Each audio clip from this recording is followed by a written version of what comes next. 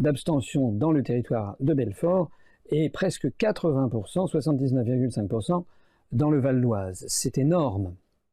Je me permets d'insister quand même sur cet élément qui souvent n'est pas suffisamment considéré avec toute l'attention qu'il mérite. Souvent, les observateurs, le grand public veut foncer au résultat et ne pas méditer un instant sur ce que signifie que 80% des Français dans le Val d'Oise ne sont pas allés voter. Ça veut quand même dire, bien sûr, c'est le phénomène d'une élection législative partielle. Bien sûr, il n'y avait pas d'enjeu réel puisque il y a 352 députés de En Marche sur 574 députés. Donc de toute façon, ils ont une écrasante majorité à l'Assemblée nationale et donc une élection législative ne peut pas changer la majorité à l'Assemblée, donc ne peut pas remettre en cause le gouvernement. Néanmoins quand même, lorsque 80% des gens ne se déplacent plus pour une élection législative partielle, ça veut dire qu'il y a quand même un problème de démocratie. J'y reviendrai dans un instant. Alors les résultats de l'UPR, vous les avez vus, ont été plutôt décevants. On espérait mieux. On ne peut pas dire non plus que ça a été un désastre. Je rappelle que dans le territoire de Belfort, nous avions fait 0,75% des suffrages en juin. Nous avons fait 0,73%, c'est-à-dire quasiment le même score. Alors certes, c'est pas brillant, mais enfin, on n'a pas baissé. Ce qui est important, c'est de voir parmi les gens qui se sont déplacés, qui a voté quoi. Le problème, je l'ai dit, un problème de fond, c'est que l'ensemble du corps électoral ne comprend pas, ne veut plus se déplacer. Donc nous avons fait à peu près le même score dans le territoire de Belfort, et on a fait aussi quasiment le même score dans le Val d'Oise, sauf que là, cette fois-ci, on a un petit peu grignoté quelques pouillèmes de points.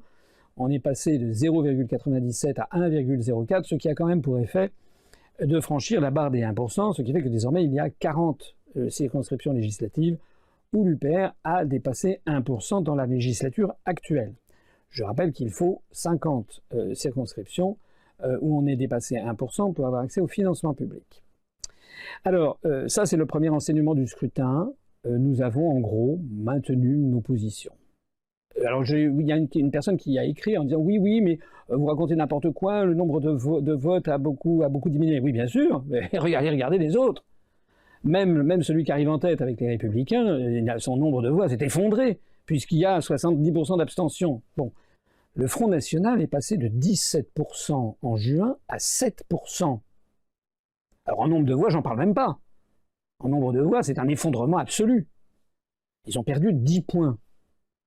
Je signale aussi au passage que France Insoumise, dans le territoire de Belfort, qui est quand même a priori un point fort pour le France Insoumise, se présentait en juin 2017 et il y avait également un candidat du MRC, M. Bastien Faudot. À eux deux, ils faisaient 21% des suffrages en juin 2017. Cette fois-ci, pour l'élection législative partielle, ils avaient décidé d'avoir un candidat commun. Il n'y avait plus les deux candidats de France Insoumise et du MRC. Et bien donc, ils avaient fait 21% à eux deux en juin, ils ont fait 11%. Et en nombre de voix, alors, c'est un effondrement bien pire encore. Ça veut dire que malheureusement, les électeurs se sont mobilisés, enfin, ils ne se sont pas mobilisés, ils se sont pas mobilisés justement, mais ceux qui sont allés voter ont voté pour qui? Celui qui ressort le gagnant du scrutin avec 13 points en plus, c'est l'escroc. C'est le candidat des Républicains qui, justement, avait été invalidé par le Conseil constitutionnel parce qu'il avait fait un faux tract pendant sa campagne. C'est quand même un peu fort de café. Au passage, son opposant, le candidat d'En Marche, lui, a perdu quand même 6 ou 7 points, ce qui n'est quand même pas un grand succès pour En Marche. Et encore une fois, même le candidat de LR qui a gagné 13 points, en nombre de voix, il a perdu compte tenu de l'énormité de l'abstention. Merci pour cette analyse, mais du coup, que pourrait-on améliorer pour les prochaines élections législatives partielles? On aurait pu préférer mieux, bien sûr. Je le reconnais, on s'interroge bien sûr, et tout le monde y va de sa réflexion, on aurait dû faire ci, on aurait dû faire ça. Moi, ce que je pense, c'est qu'on a un problème de fond en France, c'est que énormément de Français, malheureusement, continuent à se laisser manipuler par les médias. Et malheureusement, continuent à aller voter pour les grands partis que leur présentent les médias.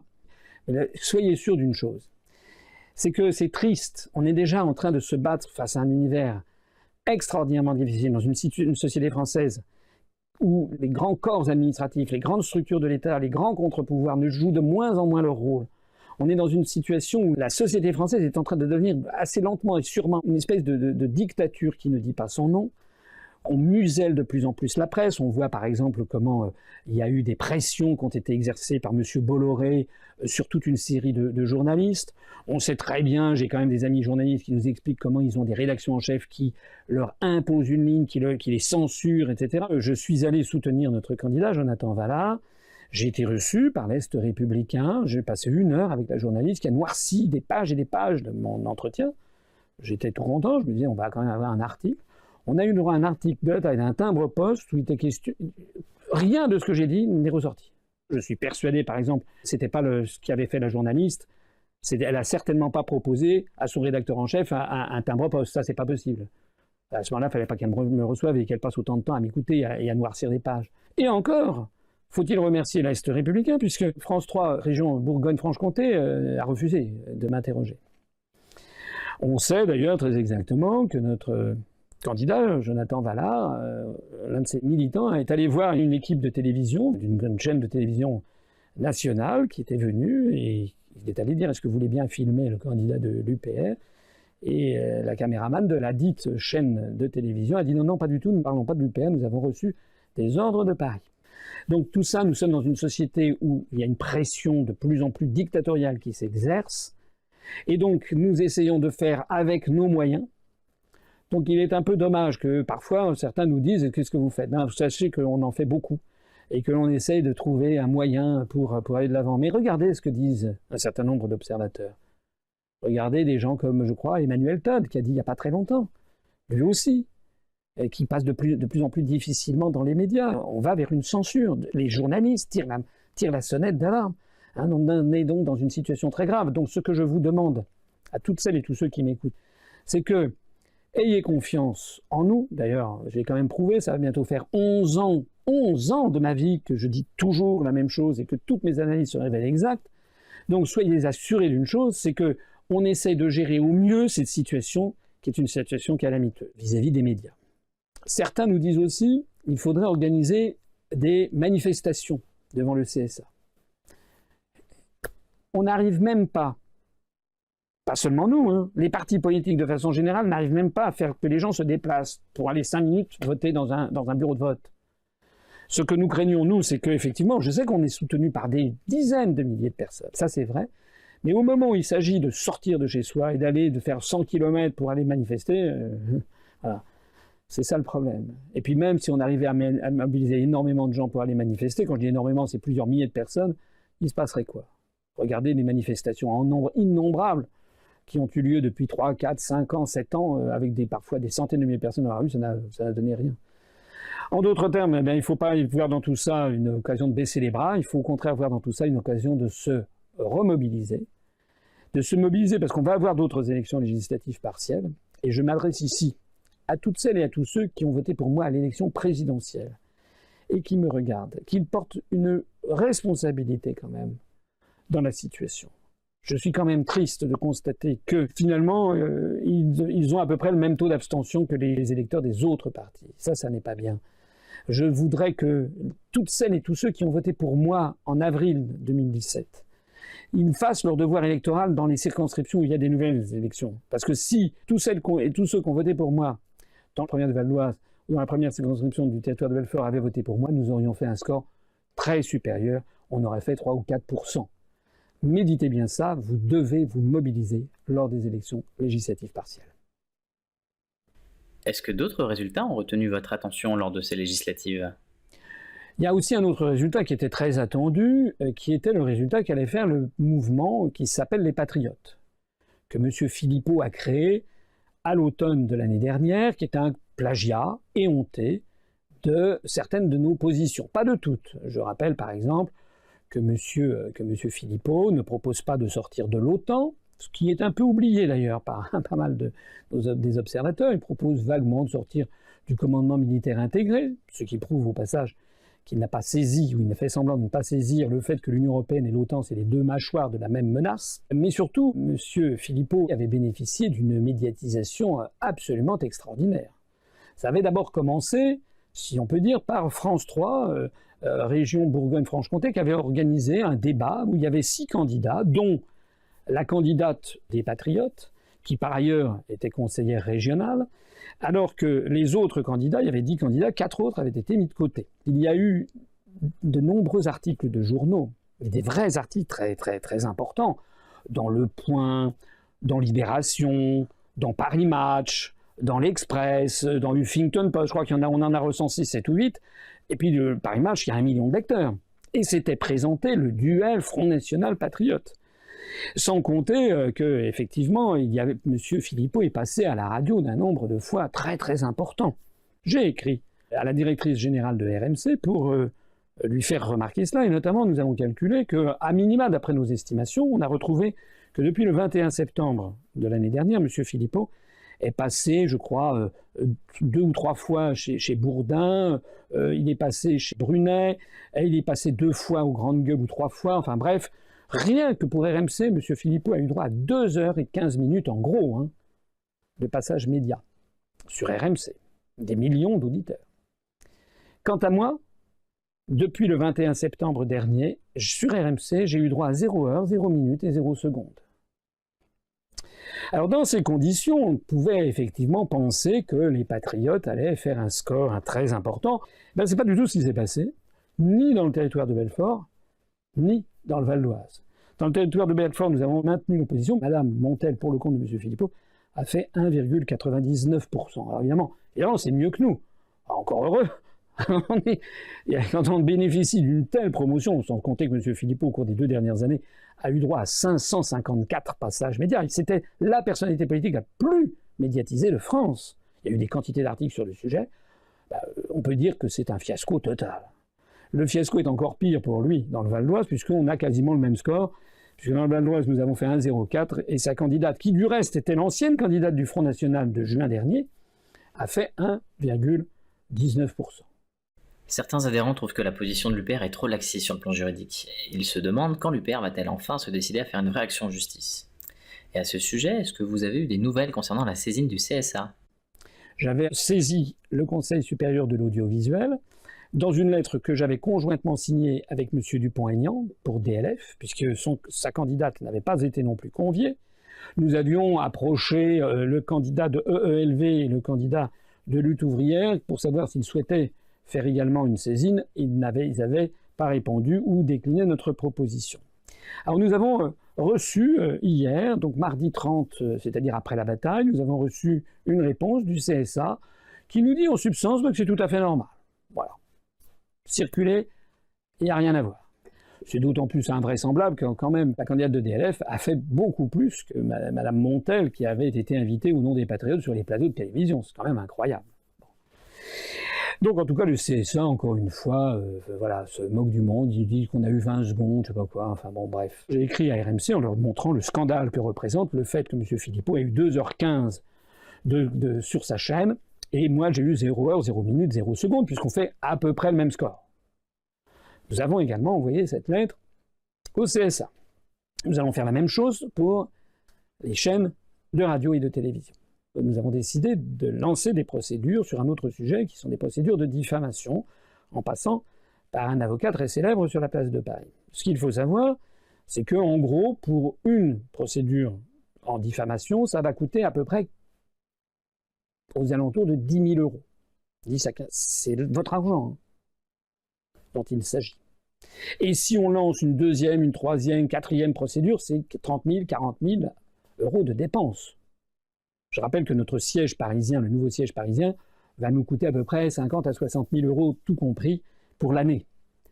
Il faut donc bien comprendre que ça a un coût. Il faut comprendre également que ça a des délais. La procédure de diffamation que nous entamons, on n'aura pas les réponses avant peut-être 8 mois, 10 mois, 1 an et demi, 2 ans peut-être. Maintenant, pour ce qui concerne le CSA, malheureusement, je suis obligé de dire aux gens français qui ne connaissent pas bien, un parti politique ne peut pas saisir le Conseil constitutionnel. Ça n'existe pas. On peut saisir, par exemple, un candidat peut saisir le Conseil constitutionnel s'il estime que l'élection n'a pas été juste. Par exemple, dans le territoire de Belfort, le jour même de l'élection, le dimanche, François Région Bourgogne-Franche-Comté, le jour même de l'élection, sur son site internet, a publié les portraits de 6 candidats sur les 10 en disant « les candidats à l'élection ». C'est incroyable. un service public qui présente les candidats. Il n'a pas mis 6 des 10 candidats, il n'a même pas mis ça en légende, c'était les candidats à l'élection. C'était incroyable. Alors certains diraient, il faut attaquer le Conseil constitutionnel. Mais on ne va pas le faire, et pourquoi on ne va pas le faire? On ne va pas le faire parce qu'on est sûr d'être battu. Parce que c'est une jurisprudence absolument constante du Conseil constitutionnel. Le Conseil constitutionnel n'invalide une élection qu'à la seule condition que le résultat soit tangent au final en nombre de voix au deuxième tour. Si c'est par exemple, il y a quelques dizaines de voix entre les deux candidats finalistes, et que au deuxième tour, le candidat est élu par exemple en ayant 35 voix de plus que le suivant, à ce moment-là, le Conseil constitutionnel peut décider d'invalider. Mais nous allons voir quel sera le résultat dimanche prochain, mais il est tout à fait vraisemblable que le candidat de LR va avoir certainement plusieurs centaines, sinon quelques 1000 ou 2000 ou 3000 voix de plus que son adversaire, entre guillemets, parce qu'en fait c'est copain et coquin, c'est exactement la même politique, de En Marche. Et donc le Conseil constitutionnel nous débouterait tout simplement. Sans compter qu'il y a des frais d'intervention, là aussi, c'est les frais c'est votre argent. Hein. Il faut un avocat pour aller au Conseil constitutionnel. Et ça, c'est uniquement pour un candidat. Alors maintenant, le CSA. Le CSA, nous l'avons saisi un nombre de fois maintenant considérable. Maintenant, on a, et ça c'est important, parce qu'on a constitué un dossier. Parce que si on n'avait pas saisi le CSA, si d'emblée on était passé à des procédures judiciaires, on pourrait nous le reprocher. On a donc fait écrire depuis plusieurs années au CSA. Maintenant, on commence à avoir une littérature suffisamment importante et des lettres qui sont tous des réponses dilatoires pour être gentils, c'est-à-dire des lettres où en fait on se moque de nous, ouvertement. Jamais, le CSA piétine ses propres directives. Alors maintenant, effectivement, nous sommes en train d'étudier la façon d'aller au-delà. Aller au-delà, ça veut dire passer par le Conseil d'État, qui est une espèce d'instance d'appel du CSA. Petit problème, M. Schrammeck, le président du CSA, qui est l'ancien directeur du cabinet de Lionel Jospin à l'hôtel de Matignon, et donc dont les liens avec la sphère politique sont pour le moins assez étroits. Le problème, c'est que M. Schrammeck, par ailleurs, est un membre du Conseil d'État. Donc la chose est quand même très très difficile. Alors on est en train de réfléchir à voir comment on peut quand même déférer des décisions à notre encontre du CSA au Conseil d'État. Bien sûr, on vous tiendra informé de tout ceci. Merci François Asselineau pour cette réponse très complète. Passons maintenant à un autre sujet. L'INSEE a annoncé que la croissance française s'élèverait à 1,9% en 2017. Qu'en pensez-vous? Oui, j'ai vu ça. Alors, c'est le grand titre des journaux. Le Monde titre « C'est la plus forte croissance depuis 6 ans », etc., etc. On nous apprend également au même moment que le taux de croissance de la zone euro a atteint 2,5%, ce qui serait la plus forte croissance depuis 10 ans de la zone euro. Alors, plusieurs choses à dire. D'abord, si c'est exact, je m'en réjouis. Bien sûr, il vaut mieux qu'il y ait un peu plus de croissance que pas de croissance. Sauf que, premièrement, le taux de 1,9% de taux de croissance pour la France, c'est vrai que c'est le taux le plus fort peut-être depuis 6 ans, mais ça reste un taux quand même très modeste. Moi, je me rappelle dans les années 70-80, quand on avait un taux de croissance élevé, c'était 2,5-3%. Un taux en dessous de 2, c'est un taux très modeste. Un taux en dessous de 1, c'est quasiment une récession. Donc un taux de 1,9%, c'est vrai que c'est le meilleur, mais c'est parce qu'on est dans une situation de stagnation complète. Donc quand on dit 1,9%, c'est-à-dire les Singapouriens, les Thaïlandais, les Taïwanais, les Coréens, ils auraient de quoi s'écrouler de rire. Je ne parle même pas des Chinois ou des Indiens, il y a de quoi s'écrouler de rire quand on voit les cocoricots sur 1,9% de taux de croissance en France. Ça, c'est le premier point. Le deuxième point, c'est que moi j'attends de voir la suite. Parce que l'expérience a montré avec l'INSEE que très souvent l'INSEE revient 3 mois après en disant mais non, finalement on a recalculé, en fait c'est pas ça. Il y a souvent des modifications et ça peut être de 0,1, 0,2 points en plus ou en moins. Peut-être que dans 3 mois l'INSEE dira ben, finalement c'était pas 1,9%, c'était 1,7%. Voilà. Donc à ce moment-là il n'y aura pas le grand titre du journal Le Monde ça sera simplement un petit truc dans un coin. La troisième chose que je voudrais dire, c'est que si on voit que d'après les statistiques Eurostat qui prévoient 2,5% de taux de croissance, pour la zone euro, ça veut dire que la France ne se porte pas spécialement bien au sein de la zone euro. Mais la zone euro avec 2,5% de taux de croissance, certes c'est un taux de croissance le meilleur de la zone euro depuis 10 ans, mais c'est normal, la zone euro c'est la zone la lanterne rouge de la croissance mondiale. Mais 2,5%, c'est quand même faible par rapport aux grandes zones du monde, puisqu'actuellement on assiste à un regain de la croissance planétaire partout dans le monde. D'ailleurs, la croissance de la zone euro de 2,5%, elle est tout particulièrement tirée par les exportations, et notamment les exportations du Portugal ou de l'Espagne. Donc tout ceci pour dire que globalement, bien sûr, on peut se réjouir de ce petit surcroît de croissance, mais attendons d'avoir confirmation des statistiques. Espérons aussi que les statistiques ne sont pas truquées. C'est pas moi qui le dis. On a vu ces jours-ci la CGT, des gens qui travaillent, le syndicat CGT, des personnels qui travaillent à l'INSEE, publient un communiqué pour mettre en garde contre les pressions du gouvernement contre le travail de l'INSEE, qui normalement est absolument indépendant du gouvernement. Ça veut bien dire qu'il y a anguille sous roche. D'ailleurs, le gouvernement lui-même a sorti une espèce d'outil statistique propre ou sale, qui lui est propre, et qui prend le contre-pied de certaines statistiques de l'INSEE. Donc, ça ne serait pas nouveau que dans une société crypto-totalitaire ou crypto-dictatoriale comme celle que je décrivais juste dans le sujet précédent, on se mette à truquer les statistiques. D'ailleurs, c'était, je crois, Churchill qui disait quelque chose comme du style que les statistiques, c'était une des formes les plus achevées du mensonge. Et puis un dernier point sur ces statistiques et sur la croissance, on a appris que justement l'INSEE va désormais ajouter dans le calcul du produit intérieur brut le trafic de drogue en France. Voilà. C'est sur une demande de Eurostat, justement, des institutions européennes, qui nous demandent d'ajouter le trafic de drogue. Alors il est exact, je crois que ça a déjà été ajouté dans d'autres pays du monde développés.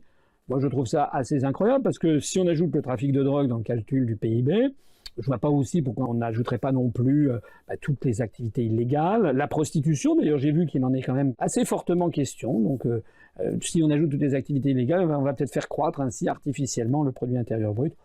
Tout ça, à mon avis, témoigne quand même d'un véritable malaise civilisationnel.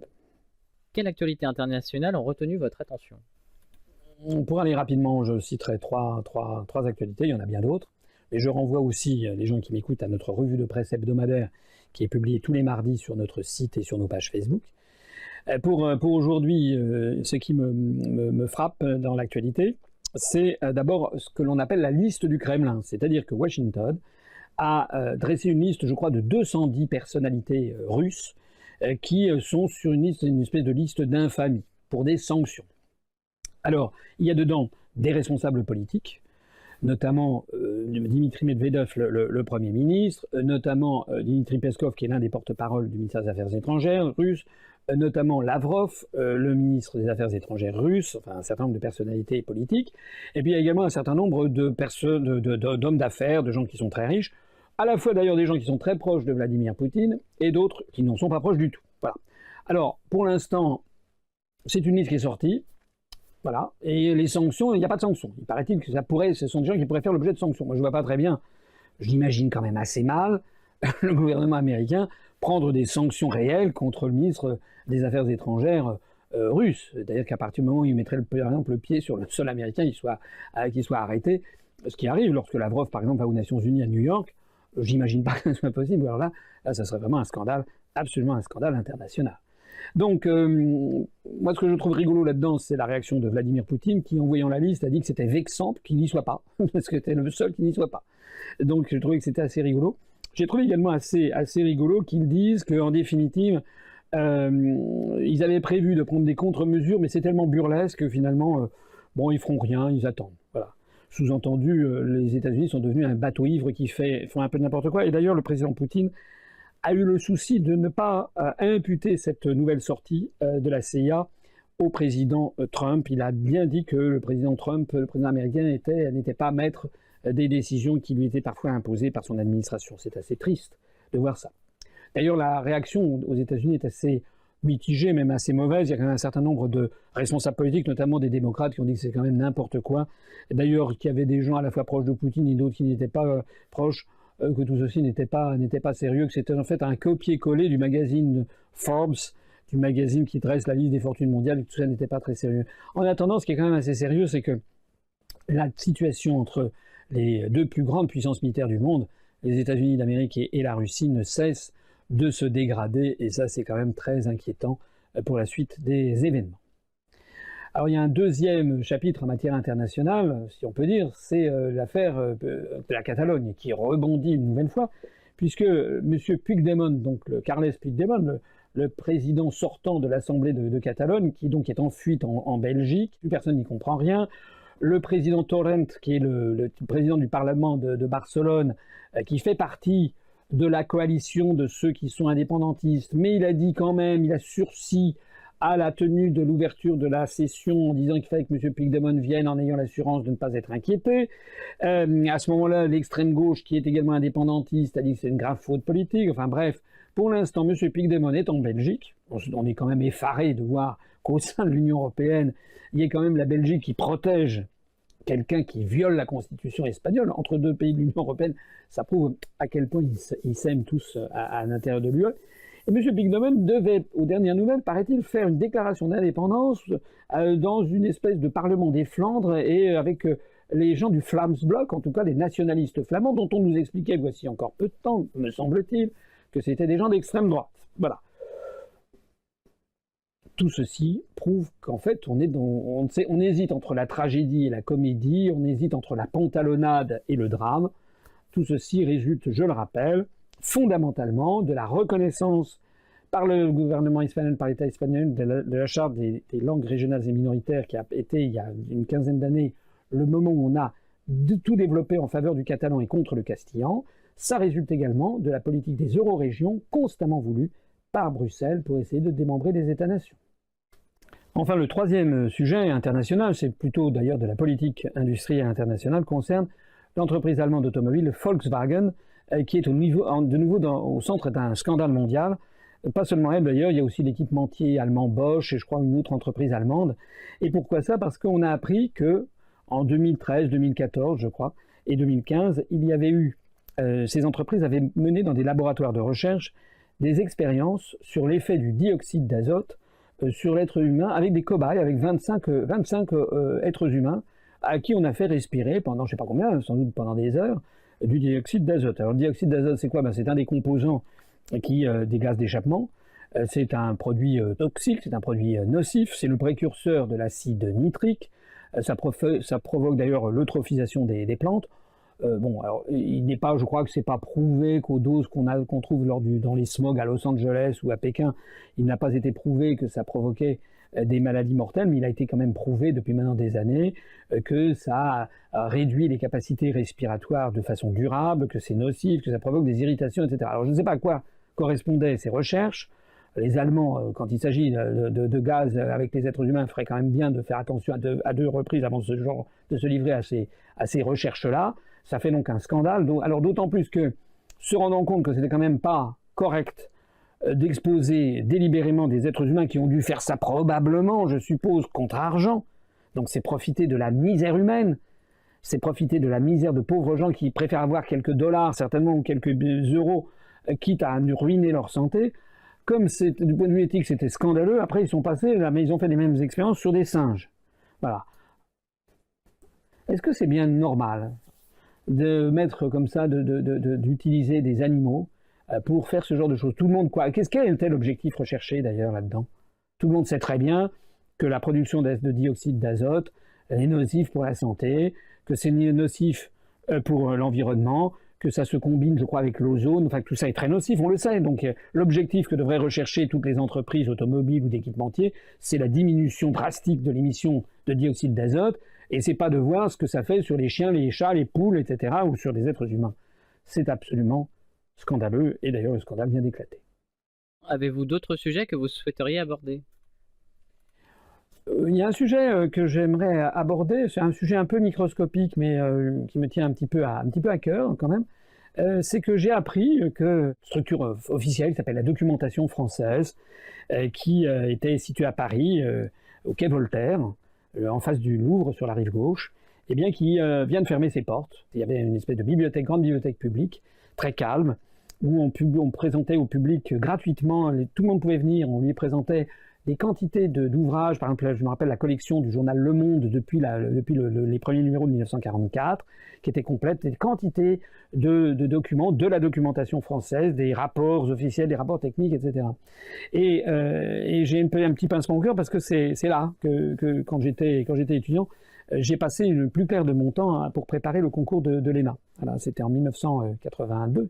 Ça ne nous rajeunit pas, mais les gens qui étaient en 1982 à la documentation française ont pu me voir. J'étais souvent en mars, avril, mai, juin, juillet, août, jusqu'au concours, très très souvent là. Eh bien, j'ai appris que ça a été fermé. Et le pire encore, c'est que les collections, semble-t-il, il y en a une partie qui va être mise au pilon, c'est-à-dire détruite. Voilà. Donc ça, je cite ça parce que la dernière fois, dans l'entretien direct, j'ai parlé du drame de la restriction budgétaire pour les EHPAD, où nos anciens, les personnes les plus âgées, maintenant sont victimes aussi de réductions budgétaires tous azimuts. J'ai parlé également lors du dernier entretien direct, je crois, de la situation dans les prisons françaises, qui est dramatique. En fait, les restrictions budgétaires se font tous azimuts, mais voici un sujet dont personne ne parlera, et moi dont je veux parler parce que c'était un petit lieu de gratuité, c'était absolument gratuit, on pouvait aller réfléchir, se documenter, travailler pendant des heures sans être dérangé. Il y avait un grand silence, c'était des étudiants qui étaient là. Ben voilà, pour gagner 3 francs 6 sous, ou plus exactement 3 euros et 5 pence, ou 5 cents, eh bien voilà où on en est réduit. Eh bien moi je trouve ça honteux. Avez-vous un mot pour conclure cet entretien, François Asselineau ? Oui, pour conclure, je dirais que notre mouvement politique, bien sûr, nous avons eu ces élections partielles qui ont été décevantes, mais encore une fois, j'insiste qu'on a quand même progressé en ce sens que désormais on a non plus 39, mais 40 circonscriptions, on a dépassé 1%, et que nous poursuivons notre travail. Je voudrais aussi dire que le nombre de nos adhésions se porte très bien. Hier, 30 janvier, on a eu, je crois, 10 ou 11 adhésions dans la journée, donc le rythme était tout à fait satisfaisant. Donc les adhésions continuent d'affluer. Et puis tout à l'heure, j'ai évoqué quelques courriers, 2-3 courriers, qui étaient un peu critiques sur le thème qu'il fallait qu'on change notre communication, etc. Je ne dis pas qu'il ne faut pas qu'on la change, je dis que le problème, c'est un problème de fond. Le problème, c'est d'abord que les Français acceptent de regarder en face la situation. Et vous le savez bien tous. Vous savez bien tous que quand on parle autour de soi, il y a énormément de gens qui ne veulent pas savoir. Ils ne veulent pas savoir. Voilà. Ils préfèrent, c'est un sujet un peu triste, ce qui s'est passé il y a quelques jours. Vous avez appris que dans les grands magasins, les supermarchés et Intermarchés, il y a eu une promotion soudaine où les pots de Nutella qui normalement étaient à 4,50 € ont été bradés à 1,50 €, 70% de réduction. Dans tous les magasins Intermarchés, il y a eu des batailles rangées entre clients, il paraît qu'il y a même eu des blessés, des échymoses, etc. Les gens se sont rués pour acheter du Nutella. Bon, c'est vrai que le Nutella, pourquoi pas? Mais ça veut dire quoi? Ça veut dire qu'on est quand même dans une société d'hyperconsommation. Alors certes, il y a des gens effectivement qui ont très très peu de moyens, on peut comprendre qu'ils se précipitent, mais quand même, il faudrait aussi que nos compatriotes se prennent par la main et regardent quand même que le sujet, c'est pas uniquement le pot de Nutella à 1,50 €. Je vois des Français qui se mobilisent contre le compteur Linky, qui se mobilisent contre les vaccinations, etc., avec des arguments parfois fondés, parfois qui le sont moins. Mais ce dont on parle, nous, c'est absolument essentiel. C'est l'existence même de notre pays qui est en cause. C'est l'existence même de notre niveau de vie, de nos emplois qui sont détruits par les traités européens, détruits par l'euro, de tous nos services publics, on a parlé, là j'en parlais encore à l'instant, qui sont détruits. Et on a l'impression qu'une grande partie de la population ne veut pas voir la relation de cause à effet qui existe entre notre appartenance à cette structure qui s'appelle l'Union européenne, l'euro, et à cette structure qui s'appelle l'OTAN, ne veulent pas voir ça avec leur vie quotidienne. Et c'est là, effectivement, que nous avons une vraie difficulté à faire passer notre message, il faut le reconnaître réellement. Pourtant, une fois que les gens sont entrés dans le raisonnement, une fois que les gens sont tombés d'accord pour regarder nos conférences, lire nos documents, à ce moment-là, d'un seul coup, les écailles leur tombent des yeux et ils nous rejoignent. C'est ce qui se passe tous les jours. On voit donc ce phénomène assez curieux d'un mouvement politique qui se développe de façon tout à fait satisfaisante. Je rappelle que depuis l'élection présidentielle, on a dû avoir peut-être 30 démissions au total. C'est très peu. Là, nous n'avons eu aucune démission. On a au contraire des gens qui adhèrent. J'en profite pour dire, et ça sera mon dernier point, que nous avons tenu la réunion du Bureau national en session plénière, qui s'est tenue donc samedi dernier, avec donc 58 personnes. Il n'y avait pas 58 présents, quelques personnes n'avaient pas pu faire le déplacement, notamment des personnes qui habitaient loin. Et nous étions plus de 40, il y avait notamment quasiment tous les titulaires, les membres du bureau titulaires, et une grande partie des suppléants. Nous avons fait toute une journée de travail tout à fait fructueuse, on a réfléchi justement aux élections à venir, et puis où nous sommes également répartis les responsabilités, puisque nous aurons deux types de membres du bureau national, ceux qui sont chargés d'une action interne à l'UPR, chargés de communication, chargés du suivi des sondages, chargés de la coordination des délégations, chargés de l'informatique, etc. Et puis une autre partie des membres du bureau national qui sont responsables du suivi d'une activité ou d'un département ministériel. Responsable national pour l'agriculture, responsable national pour les affaires sociales, responsable national pour le commerce et l'artisanat, responsable national pour les PME, responsable national pour la justice, etc. etc. Voilà. Donc notre bureau national s'est mis en place. Vous trouverez ça dans les prochains jours sur notre site internet où vous aurez les photos, les attributions des uns et des autres. Et puis maintenant, notre mouvement va poursuivre et préparer dans un premier temps l'élection législative partielle en Guyane. Je me rendrai en Guyane avec Vincent Brousseau à la fin du mois de février, puisque l'élection a lieu le 4 mars. Et puis également l'élection législative partielle en Haute-Garonne, qui aura lieu, le premier tour aura lieu le 11 mars. Je me rendrai également en Haute-Garonne avec notre candidat Hervé Minec, qui, pour la première fois dans l'histoire de notre mouvement, c'est un maire en exercice d'un petit village, le village de Ore, O-R-E, en Haute-Garonne, qui sera notre candidat. Et ensuite, l'élection législative qui aura lieu le 18 mars pour le premier tour dans le Loiret. Et ensuite, l'élection législative qui aura lieu à Mayotte. Voilà. Pendant ce temps-là, on va développer nos actions, réfléchir à d'autres moyens de communication. Mais surtout, je voudrais transmettre ce message. Un message, ne baissez pas les bras. Jamais. Je citais, je crois, dans mon dernier entretien en direct, je citais que j'étais allé voir le film qui s'appelle Les Heures sombres, que je recommande, qui présente le premier mois de pouvoir de Winston Churchill en 1940. Et je terminerai un petit peu sur ce mot de Winston Churchill à la Chambre des communes en 1940, qui disait « We will never surrender ». Nous ne nous rendrons jamais.